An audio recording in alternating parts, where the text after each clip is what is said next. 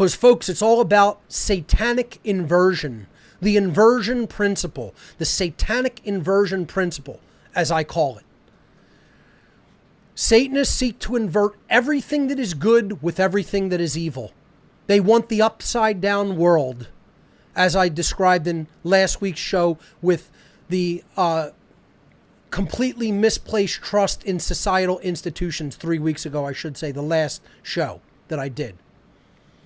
The quote from the philosopher that talked about everything is backwards, everything is upside down. All the institutions, what they ostensibly claim they are doing and they are put in place to do the exact opposite. Governments destroy freedom, health organizations destroy health, religious organizations destroy spirituality, and on it goes.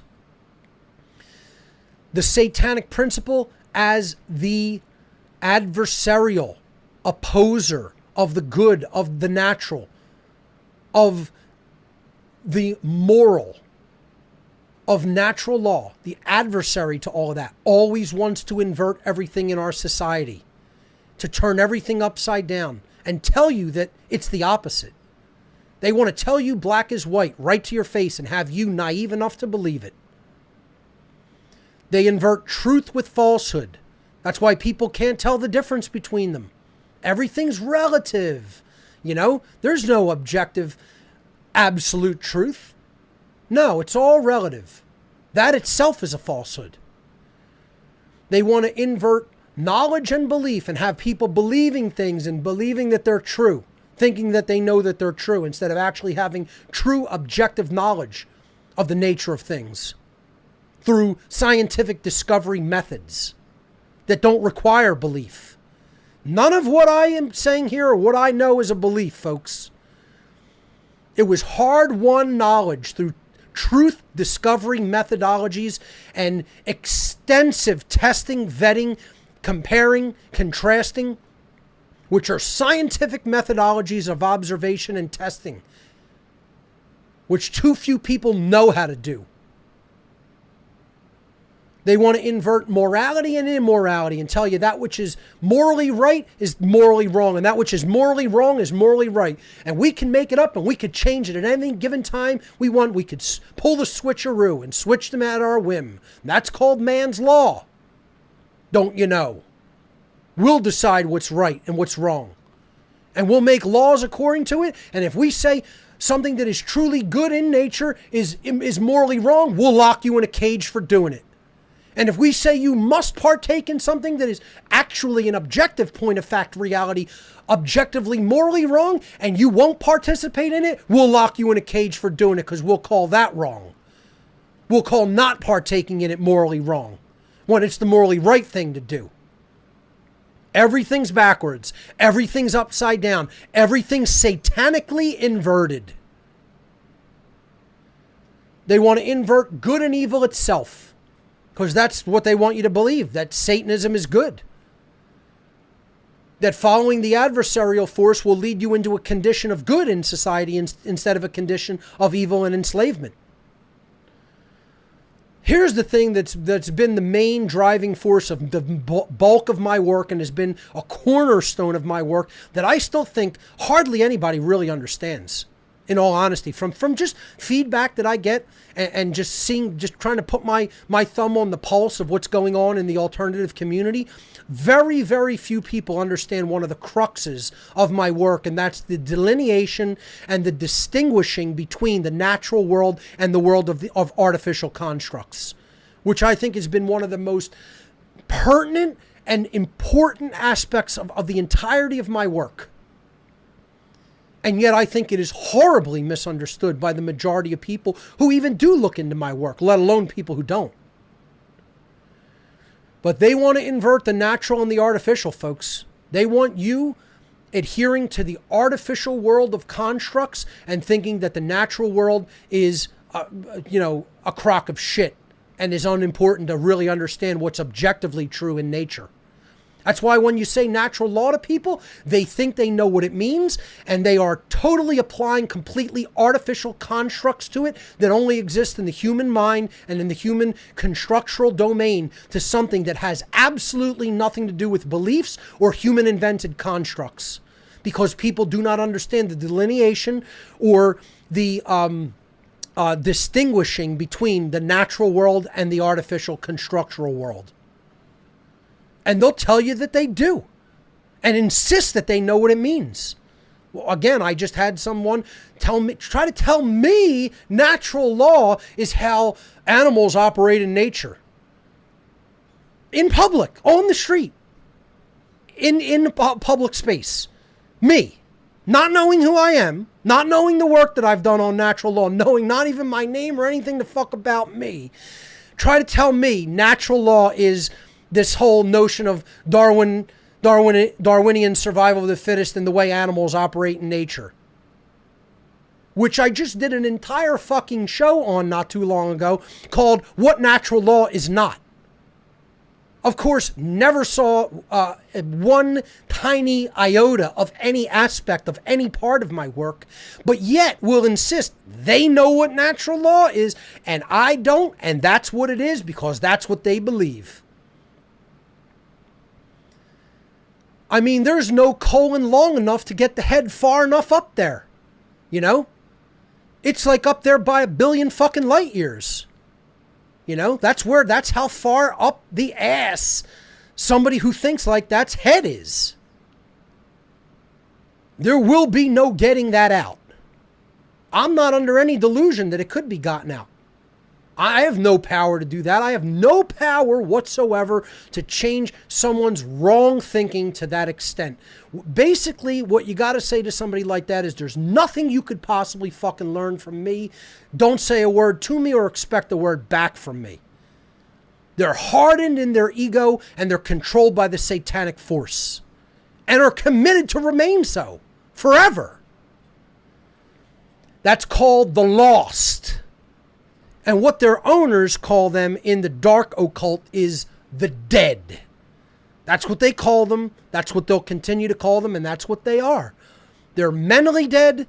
They're emotionally dead. And they're spiritually dead. And they don't care. That's why they're the dead. They don't really have any knowledge or apply thoughts correctly. They don't really have any care or true compassion. And they don't really certainly don't act rightly in the world.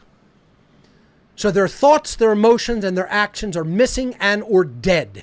And so the Satanists of the world actually refer to them, to someone like that, who they own and control as the dead. It's one of the reasons that they believe in their religious system of beliefs in Satanism that no karmic consequence will come to them. Ultimately long term, because they don't believe that they are performing any actions to conscious living beings. They believe that they are performing all of the actions that they are performing to inanimate matter that is ultimately, in the spiritual sense, non-animated. It may be physically animated, but it is what they refer to as a golem. Something that is dead, that is not actually imbued with spirit, that is just animated physical dead matter. Like a robot. So some will refer to them as golems, and the big verbiage, the big word that they really refer to people who are completely inactive in their true intellectual capacity or caring capacity or active, doing right action in the world. They're all completely inactive in all those capacities. The main thing that they call those people is the dead. And once again, folks, I wish I could disagree, but I cannot, because that is exactly what they are. They are not really truly alive. Physically being animated is not really life. It's not really truly life, because they're not active in any ways that a true conscious being that is spiritually activated is activated. And therefore, these people who do all of these heinous things to people like that say, we're not doing it to living beings. No karmic debt or consequences will come to us because we are only doing that to the dead or the golems. And you know what, folks? I wish I could disagree with their assessment. but I cannot. I don't ascribe to that ideology. I don't think that that's right or moral. But can I really say that I disagree with their assessment of the condition of people? No, I cannot disagree. They are correct. That's what saddens my heart, to be honest. That's what it just makes me so profoundly sad that I get weak. Knowing that they're correct about the human condition, and when they told me that this was the human condition, and when they told me this is exactly where they had people, I resisted and insisted that they were wrong. And now, almost 20 years later, I have to say, I was wrong. The dark occultists were correct about where they have humanity. They did not lie to me. They told me the exact truth on the nature of the human condition. The exact truth. And you know what? In those almost 20 years, absolutely fucking nothing has changed. Absolutely fucking nothing has changed. Nothing. So let's go back to the satanic inversion principle that Satanists employ in our world and look at some of the other methods that they use. They want to invert health and sickness and tell you all the things that will be good for your health are things that will make you sick, and all the things that will actually make you sick you should do and take into your body. Inverting health and sickness. Of course they invert freedom and slavery. They want to tell you you can get to freedom through politics and government, which is slavery. We're going to get to freedom through implementing slavery. Yeah, that don't you know? Don't you know? That's how it works. Yeah. I mean, again, people are just dumb as bags of dog shit. Really, they are. Implementing government slavery is going to lead to human freedom in the real physical world. Yeah, that's how it works. That's how we're going to get there. We'll get there slowly but surely, but we'll get there through government, which is slavery, to freedom. And smacked fucking ass clowns believe these satanic liars. Yeah. Inverting order with chaos itself. Again, they're inverting evolution and involution. You know, they're going to tell you that that which is going to hold you back is going to move you forward, and that which will truly move you forward is what's going to hold you back. So don't subscribe to that. You don't want to look into natural law and understand what it really is. That would be suppression of moving forward. That would be chaos. But subscribe to satanic beliefs, ideologies, moral relativism, eugenics, etc., and that's going to move human society forward.